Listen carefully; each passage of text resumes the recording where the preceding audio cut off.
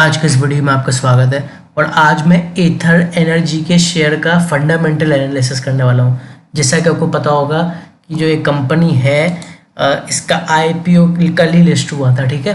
तो एथर एनर्जी का ये कंपनी है। मैं इसके नंबर्स आपको बताऊंगा, इसके फाइनेंशियल रेशियोज़ वगैरह बताऊंगा, इनका बिजनेस आपको समझाने की कोशिश करूंगा और इनके जो कंपैरिजन है ऐसी बाकी की कंपनियों से करूंगा और साथ ही मैं आपको कंक्लूजन भी बताऊंगा आपको इस कंपनी के लिए इन्वेस्ट करना चाहिए कि नहीं, ठीक है। देखिए एथर एनर्जी का जैसे आपको पता है कल ही आईपीओ लिस्ट हुआ था। आईपीओ ने जाहिर सी बात अच्छा परफॉर्म तो नहीं किया था लिस्टिंग वाले दिन। आज जो है शेयर वोलाटाइल रहा, पहले नीचे गया था फिर ऊपर आया, फिर आखिर में 310 रुपये पे बंद हुआ है शेयर, ठीक है। कंपनी की जो मार्केट कैपिटलाइजेशन है इस वक्त वो 11,537 करोड़ की है, ठीक है। और कंपनी का जो ROC यानी कि रिटर्न ऑन कैपिटल एम्प्लॉयड -69% है, जो कि काफ़ी ख़राब है। कम से कम 15% या उससे ऊपर होना चाहिए, लेकिन ये ख़राब है। और ROE यानी कि रिटर्न ऑन इक्विटी -153% है, जो कि बहुत ही ज़्यादा ख़राब है रिटर्न ऑन इक्विटी भी, ठीक है। तो ये है फेस वैल्यू इसकी 1 रुपीज़ की है शेयर की। अगर देखिए मैं कंपनी के पीयर कंपैरिजन की बात करूँ, ये तो सही नहीं दिया हुआ है, खैर ये पीयर कंपैरिजन है इसका सही जो है ये।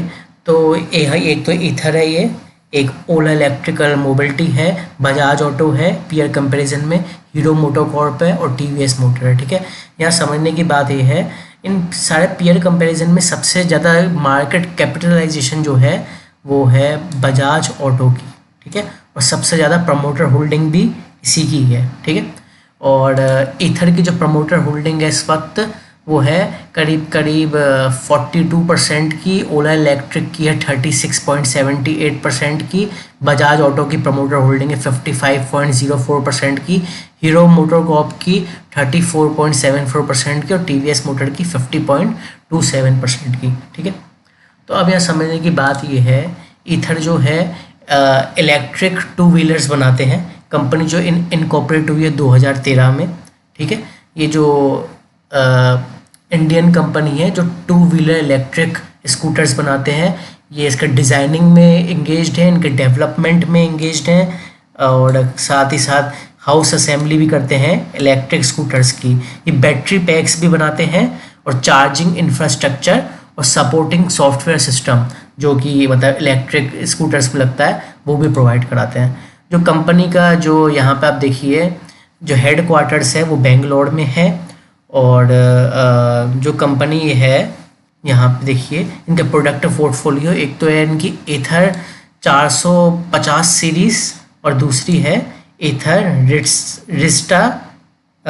रिस्टा सीरीज़, ठीक है। तो अब यहाँ पे 2 सीरीज़ है और इनकी अदर एसेसरीज वगैरह भी बेचते हैं जैसे कि स्मार्ट हेलमेट, हेलो बिट और सीट कवर्स वगैरह, front storage, tyre pressure monitoring system, ये एसेसरीज बेचते हैं। एक तो 2 इनका प्रोडक्ट पोर्टफोलियो है, एक तो 450 सीरीज़ एथर्स की और एक रिस्टा जो भी नाम है इसका, रिस्टा है जो भी है, ये 2 सीरीज़ हैं और एसेसरीज बेचते हैं। अगर इनकी रेंज की बात करूँ तो 450 एथर 450 वाली जो रेंज है 1,17,490 से शुरू होती है और इसकी एंड रेंज है 1,94,946 की। और जो रिस्टा है वो थोड़ी सस्ती है, वो 1,12,000 से शुरू होती है और इसकी जो रेंज जैसे जैसे आप इसकी पावर बढ़ते जाती है तो 1,48,054 रुपीज़ तक इसकी रेंज जाती है, ठीक है। तो ये है।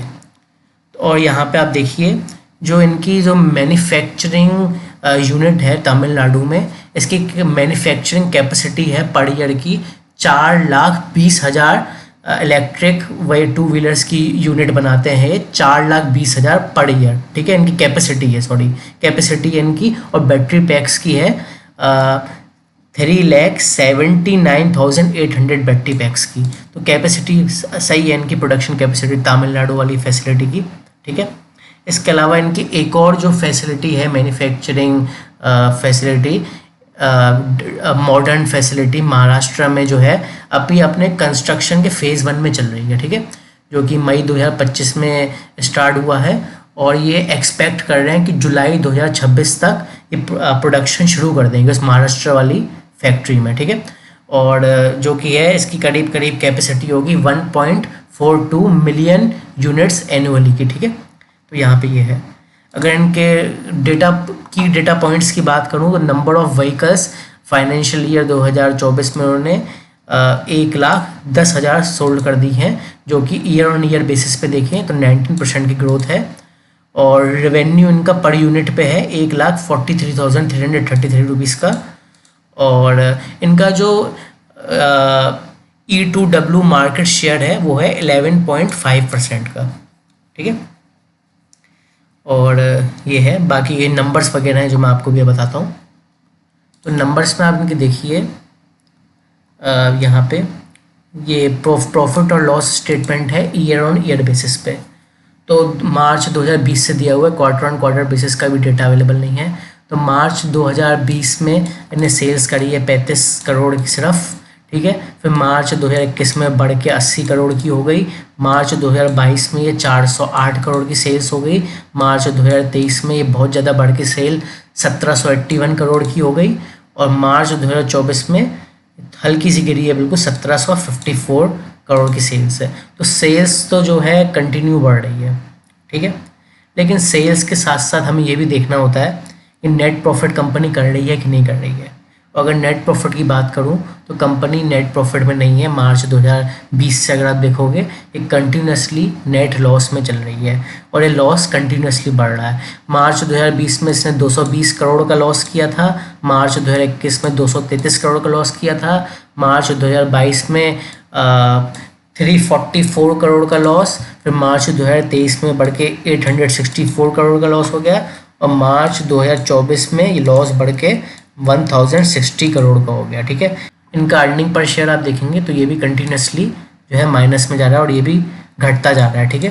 तो अगर आप कंपनी की प्रॉफिटेबिलिटी की बात करोगे तो सेल तो इनकी भले बढ़ रही है, लेकिन कंपनी जो है प्रॉफिट नहीं कर पा रही है। और प्रॉफिट इसलिए नहीं कर पा रही है क्योंकि जाहिर सी बात है इनके एक्सपेंस जो है सेल्स से ज़्यादा हैं, ठीक है। तो जब अब एक्सपेंस ज़्यादा होंगे तो उसी हिसाब से फिर प्रॉफिट लॉस होता है। तो इस वजह से कंपनी लॉस मेकिंग कंपनी है।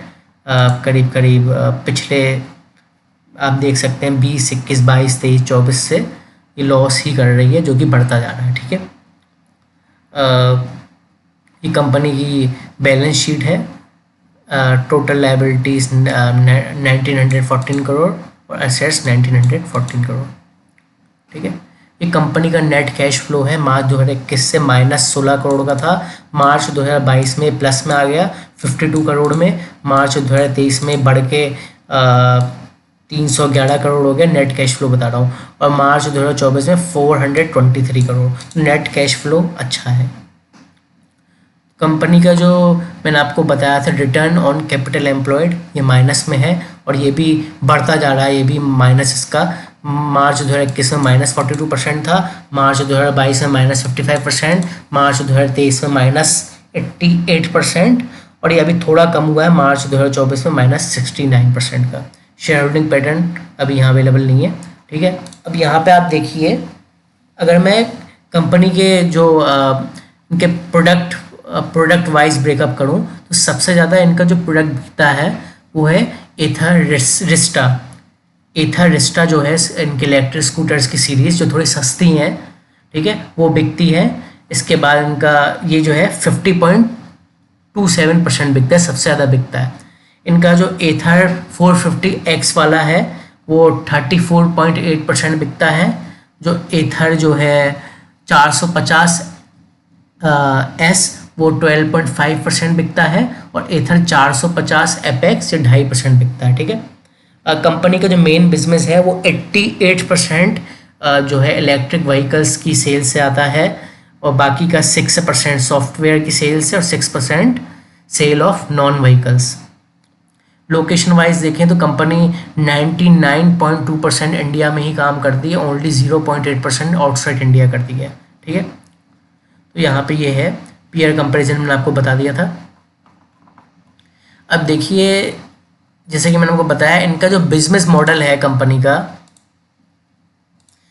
का बिजनेस मॉडल कोई खास कॉम्प्लिकेटेड तो है नहीं, ये तो आपको साफ समझ में आ रहा है। कंपनी का जो बिजनेस है ये मतलब समझ रहे हैं आप, वही है इलेक्ट्रिक स्कूटर का, मतलब जो नॉर्मली इलेक्ट्रिक स्कूटर का बिजनेस है इनका कोई खास, और इसी पे डिपेंडेंट है कंपनी ज़्यादातर। ये सॉफ्टवेयर वगैरह ये तो हल्का फुल्का है, जैसे कि आपको दिखाया 88% तो यहीं से आता है। तो इनका इलेक्ट्रिक स्कूटर का बिजनेस है, सेल तो बढ़ा रहे हैं अपनी, तो एक कंपनी नेट लॉस में जा रही है। तो बिजनेस इनका यही है, लेकिन कंपनी जो है प्रॉफिटेबल नहीं है, नेट लॉस कर रही है। इसके अलावा कंपनी की फाइनेंशियल रेशियोज़ है, return on equity, return on capital employed, वो भी बिल्कुल ख़राब है। तो अगर आपको इस कंपनी में इन्वेस्ट करना है तो करना चाहिए कि नहीं करना चाहिए?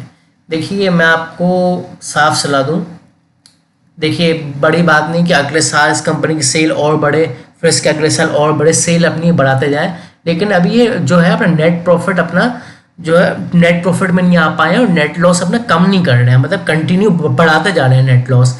एक तो होता है नेट लॉस कम हो जाए, मतलब कि कहने का मतलब ये है 864 करोड़ का था, फिर 500 करोड़ का नेट लॉस होता है, लेकिन बढ़ता जा रहा है। तो जब तक ये कंपनी का नेट लॉस बढ़ता जा रहा है तब तक तो ये थोड़ा रिस्की है शेयर। अगर आप रिस्क टॉलरेट कर सकते हैं, या फिर आप इतना पैसा लगा सकते हैं जो कि आपको खोने का गम नहीं है, तो आप लगा सकते हैं। नहीं तो मैं इसमें लॉन्ग टर्म के लिए सलाह नहीं दूंगा, शॉर्ट टर्म के लिए तो बिल्कुल ले सकते हैं। शॉर्ट टर्म में तो कोई भी शेयर बढ़ जाता है, आपको भी पता है, शॉर्ट टर्म के लिए या पोजीशन के लिए कोई दिक्कत नहीं है। लेकिन लॉन्ग टर्म में दिक्कत है, कई सारी कंपनियां अवेलेबल हैं लगाने के लिए, अच्छी कंपनी अवेलेबल है जो आपको मल्टीपल रिटर्न दे सकती हैं। तो ऐसे में अगर आप रिस्क टॉलरेट नहीं कर सकते तो आप नहीं लगाएं, या आप लगाना चाहते हैं तो थोड़ा पैसे लगा लीजिए, या फिर अगर आप कहीं भविष्य में लगाना चाहते हैं तो वेट कर सकते हैं, कंपनी अपना जो है नेट लॉस को कम करे धीरे धीरे, तो आप इसमें लगा सकते हैं। हाँ, दूसरी बात, और मैंने पिछली बार ओला के लिए भी बोला था, जब शेयर बहुत हाई प्राइस पर चल रहा था कि ओला की हालत ख़राब होने वाली है, ओला इलेक्ट्रिक की, और उसका शेयर का प्राइस बहुत ज़्यादा गिर गया है, ठीक है ना। तो मैं ये नहीं कह रहा कि इसका भी गिर जाएगा, क्योंकि मेरे कहने का मतलब है कंपनी तो ये भी अच्छी नहीं है। शॉर्ट टर्म वगैरह थोड़े समय के लिए ले लिया, पोजीशन ले लिया, ठीक है, लॉन्ग टर्म के लिए रिस्की है। तो ये कंक्लूजन था कंपनी का, ठीक है। आज के इस वीडियो में था, थैंक यू।